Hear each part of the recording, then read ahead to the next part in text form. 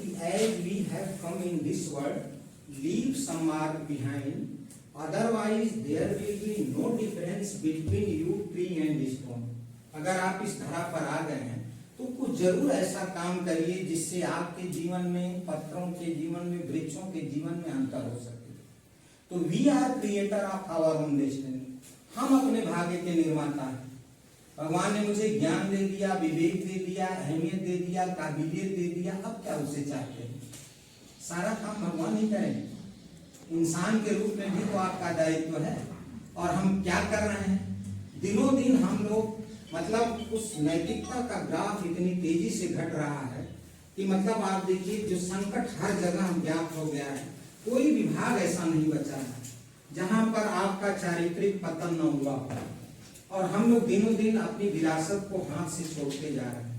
यही भारत विश्व गुरु माना जाता था। कैसे विश्व गुरु था? इन्हीं सब ज्ञान की वजह से कि हम अपने जो है चरित्र पर विशेष ध्यान देते थे। तो मित्रों, मैं बार बार कहता हूं कि आप स्वयं अपने भाग्य के निर्माता हैं। और अवश्य में भोक्तव्यम कृतम कर्मम शुभाशुभम, जो शुभ और अशुभ कर्म हम लोग कर रहे हैं, यही जो है आपको भोगना पड़ता है। इसी से आपका प्रारब्ध निर्माण होता है, इसी से आपका जो है आपको अच्छी यूनियन में आपका अवतार होता है या जन्म लेते हैं आप। तो we are creator of our own destiny. और ब्रह्म वैवर्त पुराण का ये मैं 2 लाइनें सुनाता हूँ कि अवश्य में भोक्तव्यम कृतम कर्मम शुभाशुभम, और कोटि सतैरपि, मतलब जो मतलब हजारों वर्षों तक आपके कर्म बिना भोगे आपको जो है मुक्ति नहीं देते। तो कर्मों की सूचिता पर विशेष ध्यान देना चाहिए।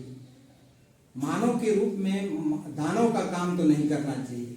और आप काम कर रहे हैं तो आप अपने जीवन को खराब कर रहे हैं। देखिए, हम लोग जीवन में 10 तरह के पाप करते हैं, ठीक ना? अब 10 तरह के पाप क्या करते हैं? 3 तो शरीर से करते हैं। पहला चोरी, दूसरा हिंसा, और तीसरा निषिद्ध मैथुन में प्रवृत्त रहना।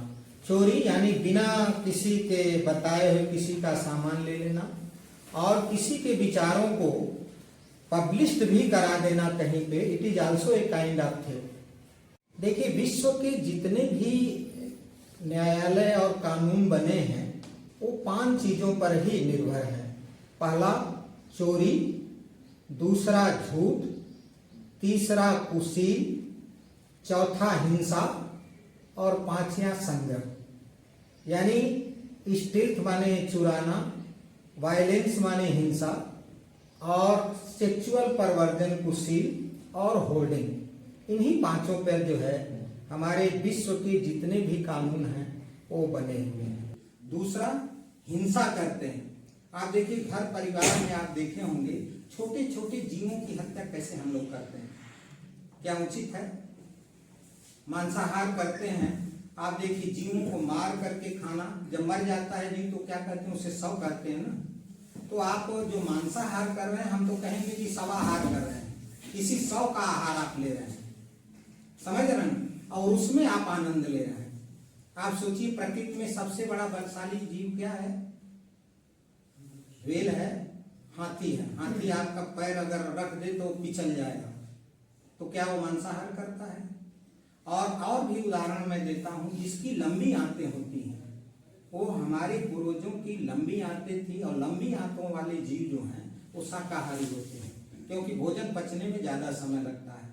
मांसाहार जीवों की आंतें जो है छोटी होती हैं। तो वो मांसाहार कहीं भी मतलब किसी भी एंगल से ठीक नहीं है। इससे आपकी वृत्तियां दिनों दिन जो है समाप्त होती जाती हैं। आप किसका पाएं, किसका झपटें, किसको नोचें, किसको बकोटें, ये वृत्तियां आपकी बनने जाती हैं। चीता को देख लीजिए, भेड़ियों को देख लीजिए, भालू को देख लीजिए, किसको पकड़े, किसको चीड़े, कितने फाड़े, वही वृत्ति आपकी बनने जाती है। तो मांसाहार कदापि उचित नहीं है। इसको जितना जल्दी आप छोड़ दें वो अच्छा है। और अभी विश्व शाकाहार सम्मेलन जो हुआ था दिल्ली में, उसकी फाइंडिंग्स है कि 19% कम लोग बीमार होते हैं कंपेरेटिवली मांसाहार करने वालों से। जो शाकाहारी हैं 19% कम बीमार होते हैं। तो किसी भी हालत में मांसाहार नहीं करना चाहिए। और हमारे आर्ष ऋषियों ने क्या कहा है कि कि मां हिंस्याति सर्वभूतानि, किसी भी जीव की हत्या मत करें। लेकिन आप देखिए घर परिवार में बाहर जो जाते हैं तो हम लोग कैसे बेरहमी से छोटे छोटे जीवों की हत्या करते हैं। तो कभी भी हिंसा के प्रति आपको जहां तक हो सके बचाना चाहिए। आप जैन मुनियों को देख लीजिए, जैन धर्म में क्या है कि पट्टी बांधे रहते हैं। वो ये सोचते हैं कि कहीं जो है सांस के द्वारा भी छोटे छोटे जो हमारे जो है वो कीटाणु हमारे नाक में न चले जाए और उनका डेथ न हो जाए। तो दूसरा जो पाप हम लोग करते हैं शरीर से वो हिंसा का है। तीसरा जो करते हैं शरीर से पाप, पर स्त्री पर पुरुष गमन, यानी सेक्सुअल परवर्जन। मतलब सेक्स को लेकर के इतना हम लोग गिर जाते हैं कि दूसरे स्त्री और दूसरे पुरुष का समागम करने लगते हैं। तो ये शरीर से होने वाला ही तीसरा पाप है। तो शरीर से 3 पाप, असत्य वचन, मतलब हिंसा, और तीसरा पर स्त्री पर पुरुष गमन, यानी निषिद्ध मैथुन में प्रवृत्त रहना। तो 3 अपने शरीर से जो किए जाने वाले पाप हैं, इसको आप कंट्रोल कर सकते हैं। 4 वाणी से भी पाप करते हैं। वाणी से क्या पाप करते हैं? मतलब सुबह उठ गए तो झूठ बोलना, झूठ वाणी का पहला पाप है। आप देखिए आप ही के बीच में कितने लोग हैं दिमाग भर झूठ बोलते रहते हैं, 90% झूठ बोल करके वो दिन समाप्त कर देते। आप बताइए कैसे आपका जीवन उत्कृष्ट होगा? दिनों दिन तो आप गर्त में जा रहे हैं। तो पहले तो सत्य बोलने की आदत डालिए, झूठ मत बोलिए। तो झूठ बोलना वाणी का पहला पाप। दूसरा वाणी का क्या पाप है? कटु वचन कहना। आपकी जितनी भी लड़ाई झगड़े हैं, आपके परिवार में हो चाहे बाहर हो, जितनी भी लड़ाई झगड़े हैं उसका कारण क्या है? कटु वचन है।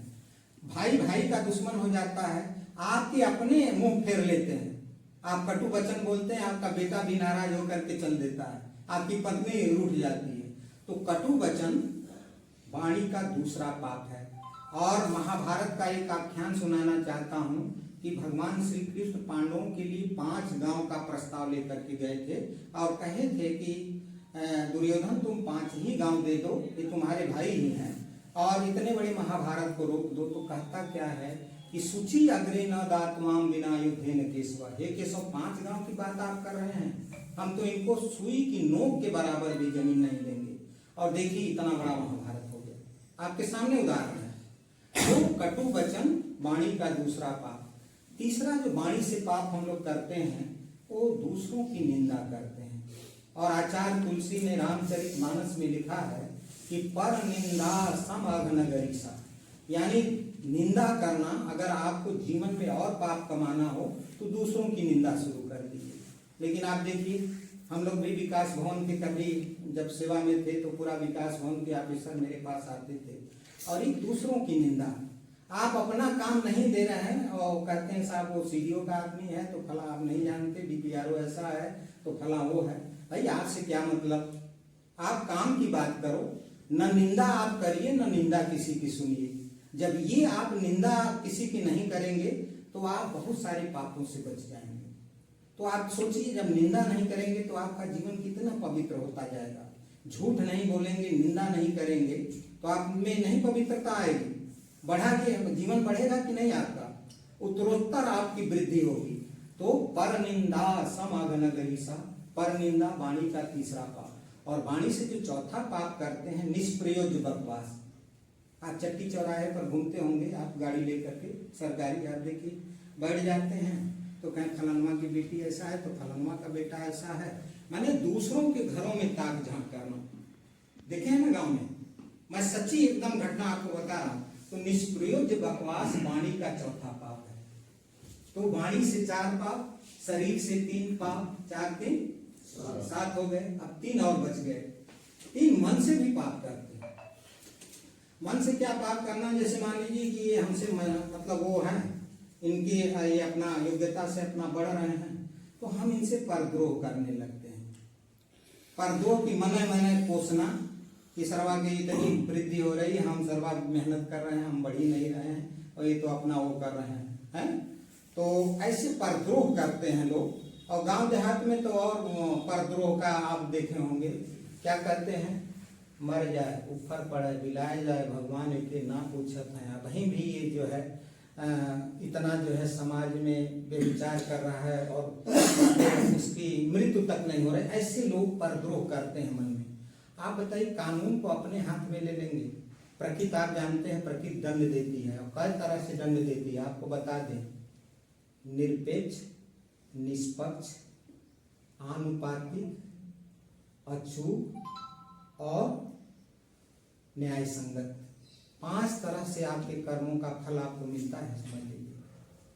तो कृत कर्म क्षयो नास्ति कल्प कोटि सतैरपि, ब्रह्म वैवर्त पुराण में आता है कि हजारों वर्ष तक आप जो काम अपना कर रहे हैं ना, बिना भोगे आपको मुक्ति नहीं मिलेगी। तो कर्मों की सूचिता पर अवश्य ध्यान दीजिए, ये मेरा कहने का मतलब है। तो मैं परद्रोह की बात कर रहा था, मन से किए जाने वाले पाप। तो परद्रोह और दूसरा मन से पाप करते हैं पर द्रव्याभिलाषा, यानी दूसरे के धन को बिना श्रम किए हुए अपने पास बुलाना, यानी उत्कोच लेना, घूस लेना, सुविधा शुल्क लेना। आप पढ़ लिख करके क्या यही करने आए हैं कि हम अवैध काम के लिए पैसे मांगेंगे, 300 रुपये दो तो तुम्हारे प्रमाण पत्र पर साइन करेंगे? चुल्लू भर पानी में डूब मरना चाहिए हम लोगों को। वी शुड असेंड, समझ रहे हैं? और आप नहीं मरते, नहीं आपको अफसोस होता, तो mother nature will never spare anyone, प्रकृति माँ किसी को माफ करने वाली नहीं है।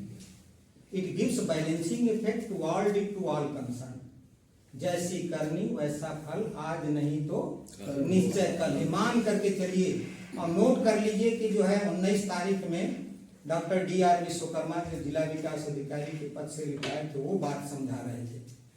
तो पर द्रव्याभिलाषा, किसी के पैसे को आप जो है, और ऐसे भी आता है मातृवत परदारेषु लोष्टवत पर द्रव्येषु आत्मवत सर्वभूतेषु यह पश्यति सह पंडित, आता है ना। शास्त्रों में कहा गया है कि दूसरे स्त्री को मातृ के रूप में समझिए, दूसरे की बहन बेटियों को माँ बहन समझिए, और दूसरे के धन को लोष्टवत माने मिट्टी का ढेला समझिए, और आत्मवत पर सर्वभूतेश माने जो मेरी आत्मा है, मैं क्यों आपको प्रणाम कर रहा हूँ, क्योंकि ये मेरी आत्मा आपकी आत्मा का सम्मान कर रही है, समझ रहे हैं ना। तो क्या होता है कि इस तरीके से पर द्रव्याभिलाषा नहीं रखनी चाहिए। आप अधिकारी हैं तो behave like a gazetted officer, अगर ऑफिसर हैं आप, वो भी गस्टेड ऑफिसर हैं, राजपत्रित अधिकारी, तो राजपत्रित अधिकारी के रूप में आपका व्यवहार भी ऐसा होना चाहिए कि आप मतलब उत्कोच के लिए जो है अपनी कलम चला रहे हैं, अपने हस्ताक्षर को आप बेच दिए। अधिकारी होने लायक कोई गुण है? कदापि नहीं। आप कहिए, आप हजारों रुपए किसी से लीजिए, लेकिन वो जो पैसा है ना, आप जानते हैं ना कि अवैध कमाई किसी के घर में जब जाती है ना, तो वो तमाम तरह की बीमारियां, तमाम तरह की परेशानियां लेकर के जाती है। तो मित्रों, इस पे बहुत ही आप जो है फोकस करिए और कभी इस तरह का अवैध धन कमाने की चेष्टा नहीं करनी चाहिए। तो ये रहा आपका कि आप जो है पर द्रव्याभिलाषा नहीं रखनी चाहिए और एकदम समय से काम करिए। और जब इस तरह का आपका आचरण हो जाए तब कौन नहीं झुकेगा आपके सामने। तो पर द्रव्याभिलाषा मन का दूसरा पाप। और तीसरा मन से जो पाप हम लोग करते हैं, नास्तिकता का भाव। ना कोई नास्तिक हो जाता है। आप देखिए, इतना बड़ा कॉस्मिक अरेंजमेंट है भगवान का। आप देखिए, पृथ्वी चंद्रमा का चक्कर लगा रही है, सूर्य का चक्कर पृथ्वी लगा रही है। कितना बड़ा ये निर्जीव पिंड है जो सहकार से कैसे चल रहे हैं। ये आप कॉस्मिक अरेंजमेंट आप देख रहे हैं नक्षत्रों का। इतने अच्छे अच्छे नक्षत्र हैं और इतनी दूर है, कितने प्रकाश वर्ष, और कितने अच्छे ढंग से मतलब इस भूमंडल में व्याप्त हैं और सहकार से चल रहे हैं। हम तो सजीव हैं। हम सजीव होकर के जो है इस तरह के निर्जीव से भी गया गुजरा काम कर रहे हैं। तो आप पढ़ लिख करके तो महामूर्ख हैं, हम तो ये समझेंगे। पढ़ाई लिखाई का आपका क्या महत्व है? बहुत है वो करके पैसे कमा करके अवैध ढंग से बिल्डिंग खड़ी कर सकते हैं, लेकिन आपकी प्रोजनी बिगड़ जाएगी, बच्चे बिगड़ जाएंगे, कहीं प्रकृति आपका पैर तोड़ देगी, कहीं आपको ऐसी बीमारी दे देगी कि किडनी फेलियर हो गया, हार्ट फेलियर हो गया। समझ रहे हैं? तो आप किस दिन के लिए? तो पैसे की पर द्रव्याभिलाषा मत रखिए। कायदे से मतलब हम सभी को काम करना चाहिए, वरना जीवन आपका है, हम तो समझा सकते हैं और जो मैं समझा वो आपको वो बता रहा हूँ, अपना ज्ञान आप पे वितरित कर रहा हूँ, वरना जीवन तो आपका है, आप कैसे लीड करते हैं ये तो आप पे है। तो जो 10वां पाप है वो नास्तिकता का भाव नहीं रखना चाहिए। और कुछ विद्वान तो ये कहते हैं कि 10वें पाप में ये मानते हैं कि किसी के अहित की निरंतर चिंतन करना। जैसे कोई आपका विरोधी है और रोज निरंतर चिंतन आप कर रहे हैं कि साला उसका नुकसान हो जाए, मर जाए, वो करे, तो ये 10वां पाप कुछ हमारे मनीषी लोग ये कहते हैं। लेकिन कुछ मनीषी कहते हैं कि नहीं, नास्तिकता का भाव जो है 10वें पाप में आता है। तो ये 10 पापों की आपके समक्ष चर्चा किया, इस पे ध्यान दीजिए। और अब जीवन में पुण्य कैसे अर्जित करेंगे, पुण्य भी अर्जित करने का तरीका हमारे पूर्वजों ने, आस ऋषियों ने बताया। तो पहला जीवन में पुण्य अर्जित कर, तो जो पुण्य अर्जित करने का तरीका है तो हमारे मनीषियों ने कहा है कि अभिवादनशीलस्य नित्यम वृद्धोपसेविनः चत्वारो तस्य वर्धन्ति आयुर्विद्या यशोबलम्। जब किसी का अभिवादन करते हैं, बुजुर्गों की सेवा करते हैं, तो आपकी 4 चीजें बढ़ती हैं, आयुर्विद्या, यशो और बल। आयु, तो ये 4 चीजें आपकी बढ़ती हैं। आप अभिवादन करिए, आपसे छोटे जो हैं उनको नमस्कार करना चाहिए, बड़े जो हैं उनको प्रणाम करिए। और इस तरीके से अभिवादन से भी आपके पुण्य अर्जित होते हैं। और विशेष तौर पे बुजुर्गों की सेवा करते हैं तो और पुण्य की वो होती है, उनका आशीर्वाद लेने की कोशिश करिए। कोई आपके दफ्तर में कोई बुढ़िया जाती है, दबे कुचले किसान जाते हैं, वो दरिद्र नारायण को नारायण समझ करके उनकी सेवा करिए। लेकिन हम करते क्या है कि हम पढ़ लिख करके उनको मूर्ख बनाते हैं, उनसे उनके वृद्धावस्था पेंशन के लिए पैसे वसूल करते हैं कि हम बिना पैसे लिए फॉरवर्ड नहीं करेंगे। तो ये कदापि आप कर रहे हैं, दिनों दिन आप गर्त में जा रहे हैं, उन्नति आपकी नहीं हो रही है। आप भले ही मतलब कुछ पैसे उससे कमा लेंगे, वो भी पैसा आपके जीवन में काम नहीं आएगा, मैं गारंटी दे रहा हूँ इस बात को।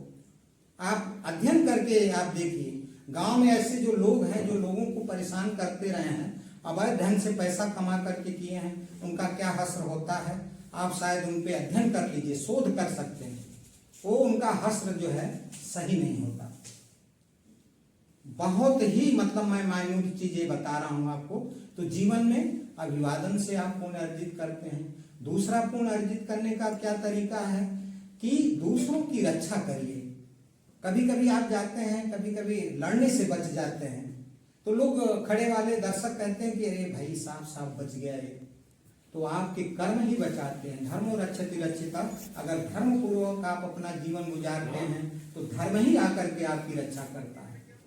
तो ये नहीं कि दिन भर झूठ बोल रहे हैं, नोचा बटोती और दूसरों के पैसे को लालच कर रहे हैं, कहां से कहां हम कमा ले, वो कर ले, ऐसी अगर नियत आपकी बन चुकी है तो आप जानिए आप अपना वर्तमान भी बिगाड़ रहे हैं और भविष्य तो आपका तो क्या है कि कौन सी तिर्यक योगिनी मिलेगी, या जो है जैसे कहते हैं ना कि रौरव नरक में जिंदगी आपकी घूमेगी, ये कोई गारंटी नहीं ले सकता।